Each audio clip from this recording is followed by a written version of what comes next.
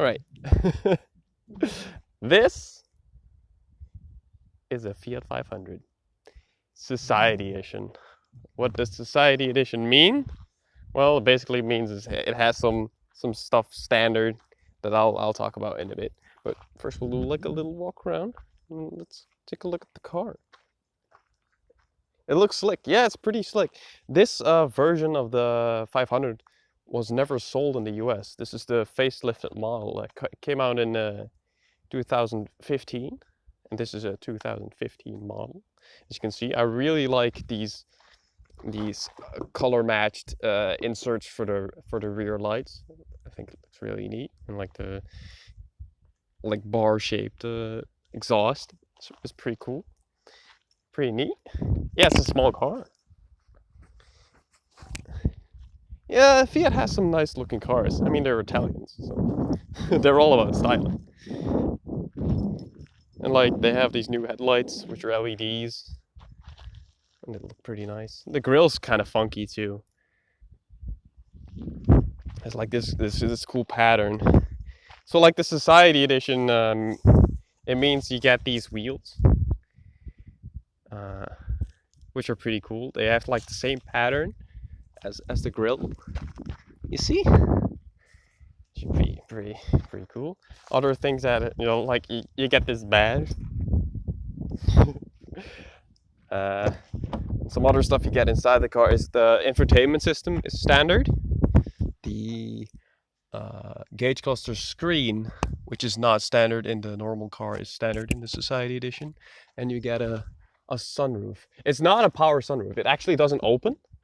It's just like a panoramic roof, which is pretty neat. But let's walk around the car. Let's take a look at the boot first. The trunk. Let's have a look.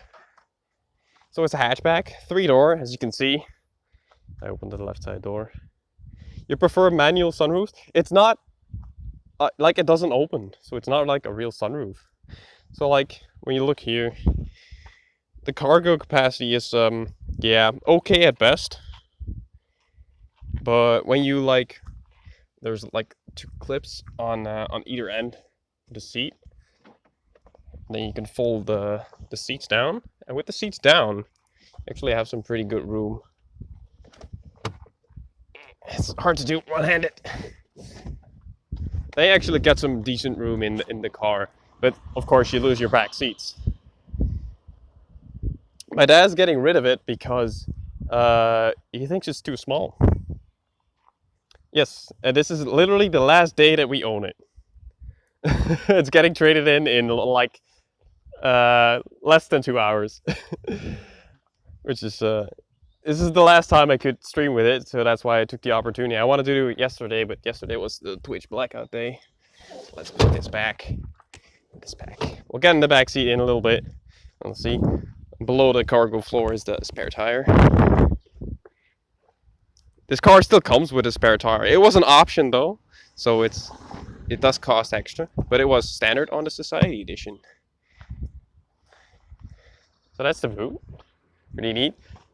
It does luckily have like a fabric loop right here, so you can pull the trunk closed, that you don't have to touch the bodywork. Some cars don't have that, which is mind-boggling.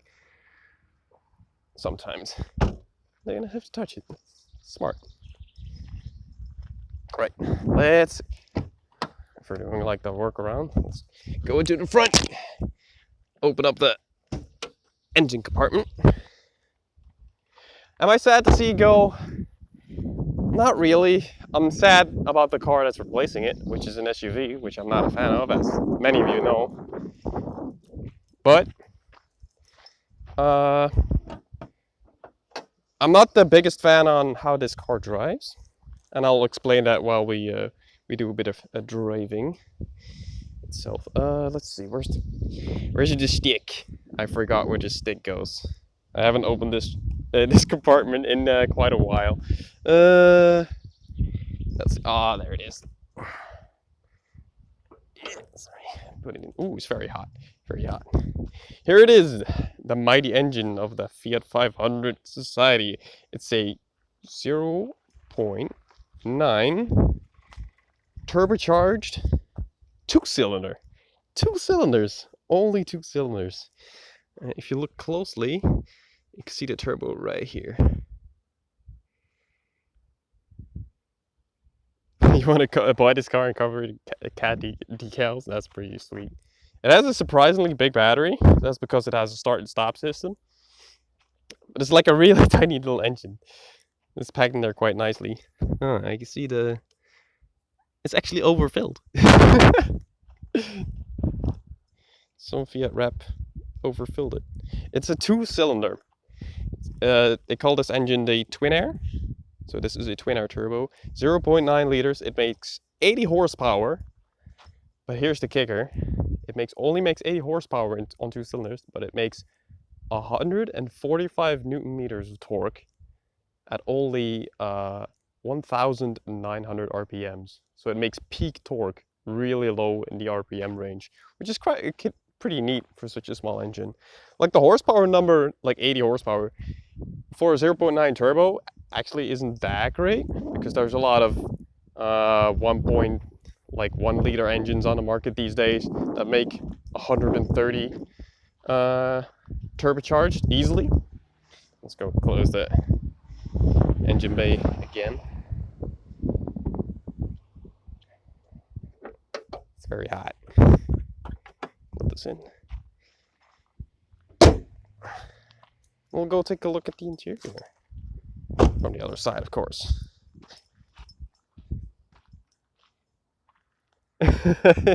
Yeah, one hand, everything one-handed. Let's open it up again.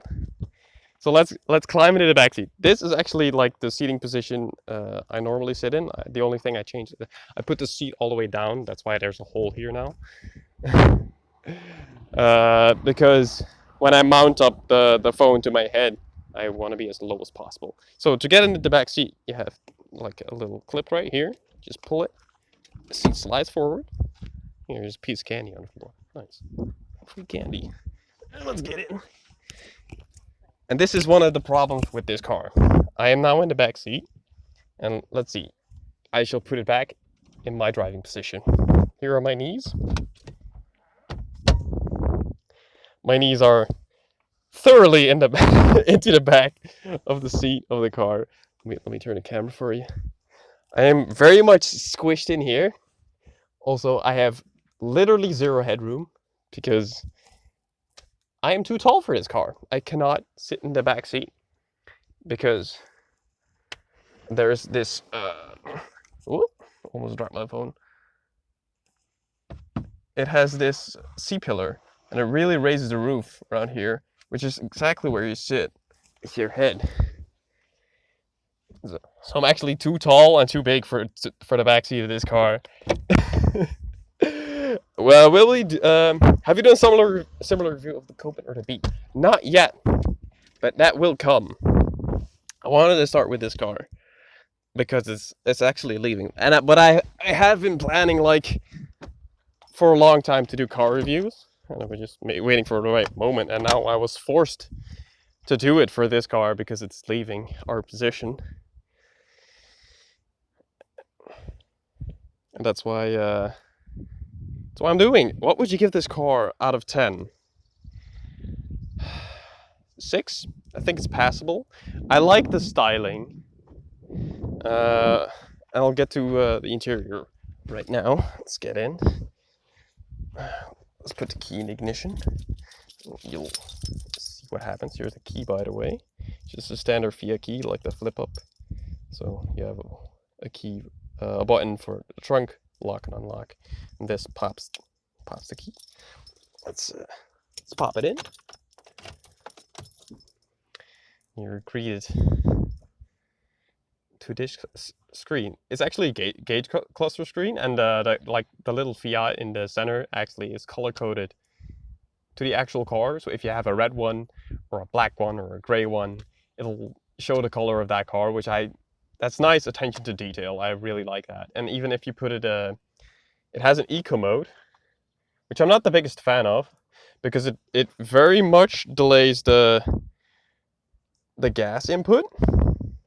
It's just annoying to drive. But when you put it in eco mode, when you brake, the brake lights of the little car in the center will actually go on, like the brake lights, which is so neat. So like for the center console itself, so like the Society Edition had the gauge cluster screen standard. You can have it like a normal radio for 2 that year. Like these days, all cars have infotainment system. I can put it up for a sec. So the screen's pretty small, even for a 2015 car. Volume on 0. It's okay. It works and all. It's pretty easy to navigate. But like the responsiveness just isn't all that great. Like when you see when I'm pressing the buttons, there's a pretty big delay on when it actually does stuff, which ain't that great. But the buttons themselves in the car are actually really nice to touch. They all feel great, except for the buttons on the steering wheel. They're kind of wobbly. Like you can see, I can just move them around real easily. But all the other buttons, like the switching for the power mirrors, they feel really good and actually pretty high class. So we have aux port, USB port, power outlet. The little key on it means that it has to have the key in it and on accessories. The handbrake lever is a bit cheap feeling. It's really cheap plastic. Which is not that great, but well, this car was €18,000, not dollars. Euros new here in the Netherlands, which is actually pretty expensive in my opinion. I'm gonna turn this off. But at least I had a decent amount of options, and like the glass roof is like pretty nice in summer. It does get very hot very fast though. You're worried that the cream interior will get dirty over time. Well, we've had this car for 5 years now, with 77,000 kilometers. And the interior's held up really nicely so far. The only thing that you can see that the leather on the steering wheel is getting a bit brown instead of white. I'm really glad it's not an EE brake, like electronic. I agree with that. I do have to say the cup holders are quite small. Like they only fit like the half-liter bottles or like small cups. It won't fit a can, which is kind of annoying. And there's a lot of like little nooks and crannies for stuff. And the glove box is quite big. It is sloped inward though, so a lot of stuff you can't hold like really big items. But it's nice. And you have like a little net here, which is nice. Some more storage for the back seat. There are 2 cup holders. Fully manual seats. So backrest. This is to pump up the the bottom of the seat, which I have now all the way down. Yeah, I agree, Kanzi. It's just not a nice thing to have. All right, let's move on to the transmission. A 5-speed gearbox with a lockout rear gear. It's not even in the same position as like 6th. I'm pushing the clutch in right now. It's like there's a lockout, so you pull it up and you grab it all the way to the right. It's way further than 6th gear would be. Like if I would put it in 5th, it's like this. And 6th would be there if it had a 6th gear, but there's nothing there. It's like reverse all the way to the right, which is handy because you'll never put it in reverse by accident.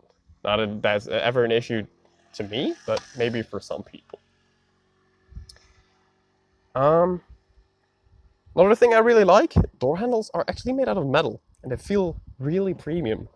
It was one annoying thing that I had about the new 500X that my dad's buying. The door handles are plastic, even though the car is like almost twice as expensive. But yeah, that's the interior and exterior of the car. And if you have any questions, ask them right now, because we're moving into the driving portion of the review. I'll talk a bit about the driving. to come back to the gear lever, it's really nice position. It's very close to the steering wheel, which is nice. You can just put your hand on it. I think the steering wheel is like a tiny bit too big for the car. I would like if it were like a tiny bit smaller. That would be nice. Visibility is a thing in this car. Like, I'm holding my phone at like eye level right now, and you can see, and I have the seat in the most down position possible, and the mirror is at like eye level for me, which means it creates a giant blind spot because I can't like see through the mirror itself. And for the rest, like, these are pretty big pillars. And rear visibility, especially like the dead spot, isn't great, but it's dual, it's passable. Electrically adjustable mirrors. They're really silent too. Some of them really were, if you use them. All right, let's start her up and listen to it purr, because it's a very unique sound because it's a 2-cylinder. It sounds like a really big moped. I don't know if you can hear it. It's like a it's really low, not that high pitched, pretty low, and it's really pretty growly when you use it. It does have rear parking sensors, which is nice, which you don't really need for a car this small, but it's at least nice. Let's I'm gonna go give it some gas, and we'll listen to the exhaust.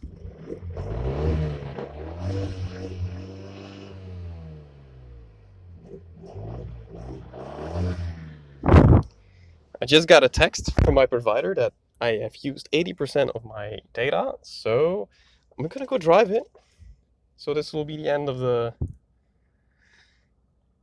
IC chat portion. I actually, planned to have Val on board with this and just relay the questions to me that would have been asked, but sadly that is not a thing that we can do because Twitch Mobile and Discord just don't play along, apparently. So I am currently fastening my head mount. Sorry about the noise.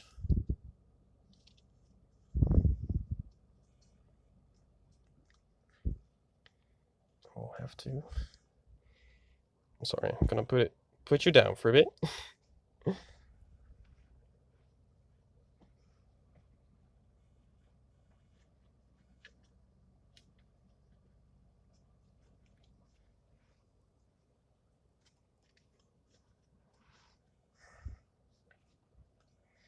Alrighty. Well, I look absolutely ridiculous. I'm gonna tilt you down a bit. Hopefully you can see a bit better. I hope that's okay.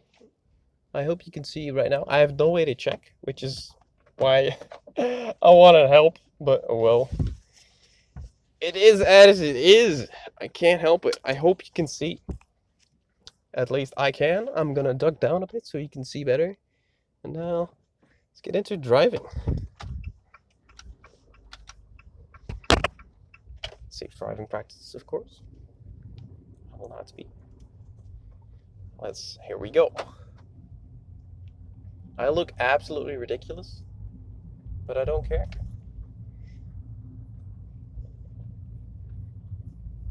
So, driving feel, because it's a 2-cylinder, it's still in eco mode. I'll put it out of eco mode so I have proper gas response.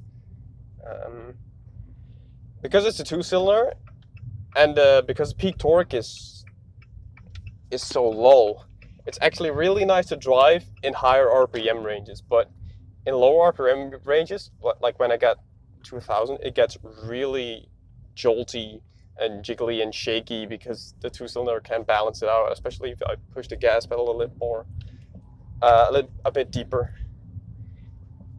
Shift feel is actually pretty good. It's pretty fast. It's a little bit notchy. It's not that linear, but it feels good to use. And the throws aren't that long, which is an annoyance with me with the new car, the 500X. The shifts are really long throws. Let's see what kind of power she got. Let's smash it first, and you'll likely hear like it has quite a bit of boost lag. Maybe it'll show up on camera, maybe not. So red line is 6,000 RPM, but it starts cutting power at 5,500. So really, red line is like 5,500, which isn't great, to be honest. It isn't that high, but at least you have like that really like long flat torque curve, because peak torque comes on so low. So let's pop it down a few gears. This is an 80 zone. So now I'm like at 3,000 RPM. I'm gonna boot it in second gear. So this is no throttle to full.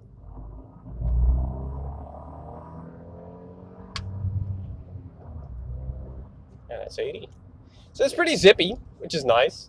And the suspension is firm, not too firm. It stays pretty flat in the corners, which is nice. It feels quite good. It's a little bit bouncy. That's a downside of it. It's a tiny bit bouncy, but otherwise it drives okay.